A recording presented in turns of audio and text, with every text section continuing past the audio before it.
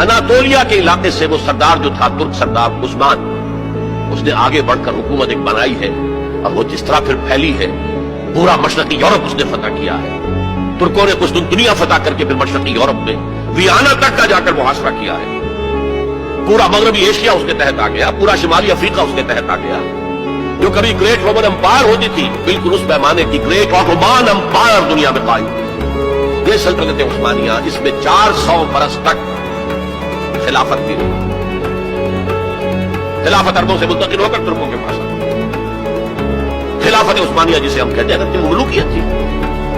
بنو امیہ کا دور بھی ملوکیت کا دور تھا، بنو عباس کا دور بھی ملوکیت کا دور تھا، اور یہ جو خلفائے عثمانی کہلاتے ہیں ترک، یہ بھی ملوکیت کا دور تھا۔ ملکت آمن